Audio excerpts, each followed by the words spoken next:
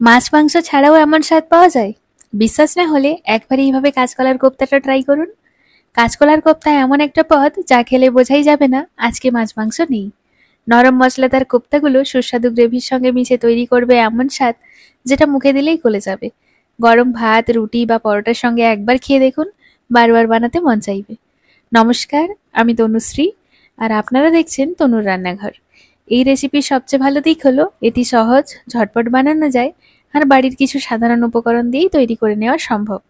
যারা নিরামিষ খেতে চান বা স্বাস্থ্যকর কিছু খুঁজছেন বা একটু অন্যরকম স্বাদ ট্রাই করতে চান, এই কাঁচকলার কোপ্তাটা তাদের জন্য একদম পারফেক্ট। পুরো রেসিপিটা দেখে নিন, ট্রাই করুন, আর কমেন্টে জানাতে ভুলবেন না কেমন লাগলো রেসিপিটা। আপনার যদি এমন আরও মজাদার এবং সহজ রান্নার রেসিপি ভালো লাগে, তাহলে চ্যানেলটি সাবস্ক্রাইব করে পাশে থাকুন। চলুন তাহলে রান্নাটা শুরু করা যাক।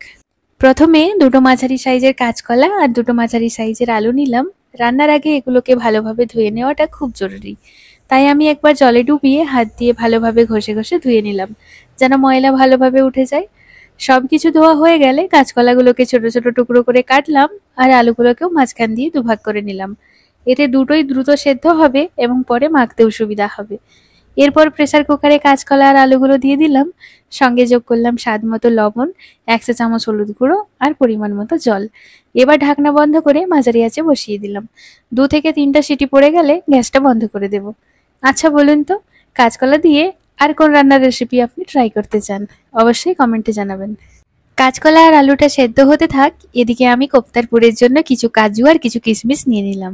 যদিও এটা একদমই অপশনাল, তবে এতে কোপ্তার স্বাদে একটা মজাদার ভিন্নতা আসে এবং খেতে আরও আকর্ষণীয় লাগে। তাই যারা একটু স্পেশাল ফ্লেভার পছন্দ করেন, তারা এটি অবশ্যই ট্রাই করতে পারেন। কাজু আর কিশমিশগুলোকে আমি একসাথে নিয়ে নিলাম। এরপর একটা ছুরি দিয়ে খুব সাবধানে পাতলা পাতলা করে কেটে নিচ্ছি, যাতে কোপ্তার মধ্যে খেতেও ভালো লাগে এবং মিশ্রণে সুন্দরভাবে মিশেও যায়। চাইলে কাজুগুলো সামান্য ভেজেও নিতে পারেন, এতে হালকা একটা মিষ্টি আর ক্রাঞ্চি স্বাদ আসবে। যারা একদম সিম্পল কোপ্তা বানাতে চান, তারা এই স্টেপটা স্কিপ করতেই পারেন। কিন্তু যদি একটু স্পেশাল কিছু করতে চান, তাহলে এই ছোট উপাদানগুলো যোগ করলে কোপ্তার স্বাদ আরও দারুণ হবে। আচ্ছা বলুন তো, আপনি কি কখনো নিরামিষ খাবারের জন্য এই সুস্বাদু রেসিপিটা বানিয়েছেন? অবশ্যই কমেন্টে জানাবেন। এবার প্রেসার কুকারের ঢাকনা খুলে দেখলাম আলু আর কাঁচকলাগুলো একদম নরম হয়ে মসৃণ হয়েছে, ঠিক যেমনটা দরকার। এখন আমি সাবধানে সেগুলো নামিয়ে একটা আলাদা পাত্রে রাখলাম, যেন ঠান্ডা হতে পারে। গরম অবস্থায় বেশি নাড়াচাড়া করলে মিশ্রণ অতিরিক্ত নরম হয়ে যেতে পারে, তাই একটু অপেক্ষা করাই ভালো। কাঁচকলার খোসাগুলো এবার আস্তে আস্তে ছাড়িয়ে নিলাম। সেদ্ধ হওয়ার পর খোসা খুব সহজেই খুলে আসে, তাই বেশি ঝামেলা ছাড়াই হাত দিয়ে টেনে টেনে সরিয়ে ফেললাম। এরপর একটা কাঁটা চামচ হাতে নিলাম আর আলু আর কাঁচকলাগুলোকে ভালোভাবে চটকে নিলাম। চামচ দিয়ে চটকালে ভেতরে হালকা দানা দানা টেক্সচার থাকে, যা কোপ্তার মধ্যে একটা সুন্দর নরম ভাব আনে। চাইলে হাত দিয়েও মেখে নেওয়া যায়, তবে বেশি চটকালে মিশ্রণ বেশি আঠালো হয়ে যেতে পারে, তাই সাবধানে করতে হবে। সবকিছু মাখিয়ে একদম মসৃণ হলে এখন এটাকে কিছুক্ষণ ঠান্ডা হতে দিলাম। খুব গরম থাকলে মশলা মেশানোর সময় ঠিকভাবে বাঁধতে নাও পারে, তাই হালকা ঠান্ডা হলে পরের ধাপে কাজ করা সহজ হবে। এদিকে মিশ্রণটা ঠান্ডা হতে থাকুক, আমি ততক্ষণে একটা মশলার পেস্ট বানিয়ে নিচ্ছি। একটা মিক্সিতে নিয়ে নিলাম একটা টমেটো, একটা কাঁচা লঙ্কা, এক টুকরো আদা আর কয়েকটা কাজু। এবার ঢাকনা বন্ধ করে ভালোভাবে ব্লেন্ড করলাম, যতক্ষণ না মসৃণ একটা পেস্ট তৈরি হয়। এই মিশ্রণটাই কিন্তু কোপ্তার দারুণ স্বাদ আর গাঢ় রং আনবে।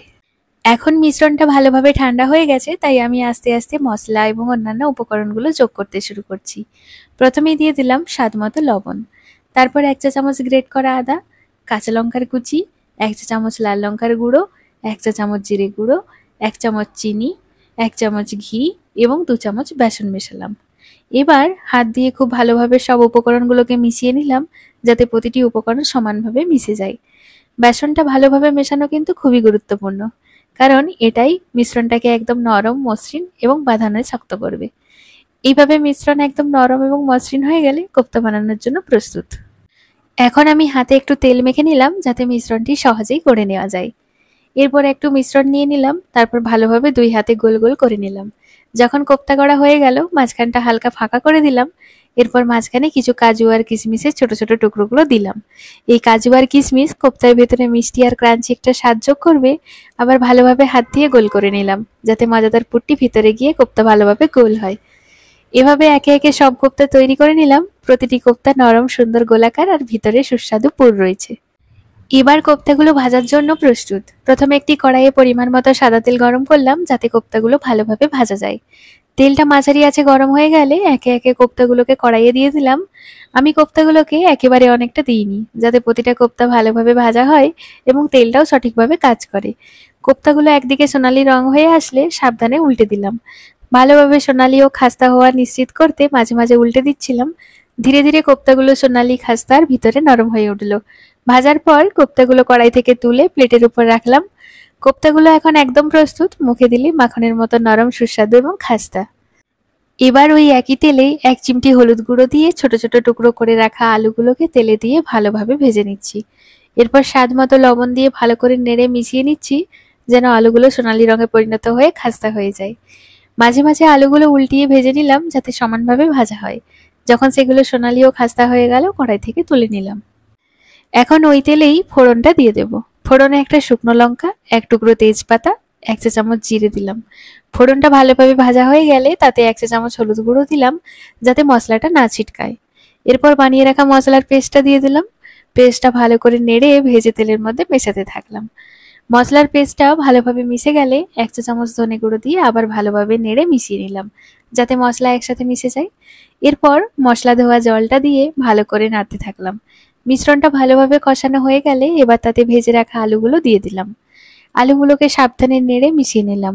এবার পরিমাণ মতো জল দিয়ে ঢাকনা দিয়ে সেদ্ধ হতে দিলাম, যাতে সবকিছু খুব ভালোভাবে সেদ্ধ হয়ে যায় এবং মশলার স্বাদ ভালোভাবে মিশে যায়। এইভাবে রান্না করতে থাকলে মশলা আর আলুর স্বাদ খুব সুন্দরভাবে একসাথে মিশে যাবে এবং পুরো মিশ্রণটা একদম নিখুঁত হয়ে উঠবে।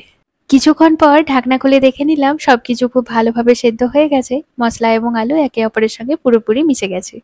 এবার ভেজে রাখা কোপ্তাগুলো দিয়ে ভালোভাবে মিশিয়ে নিলাম, যাতে কোপ্তার মশলা আলুর সঙ্গে সুন্দরভাবে মিশে যায়।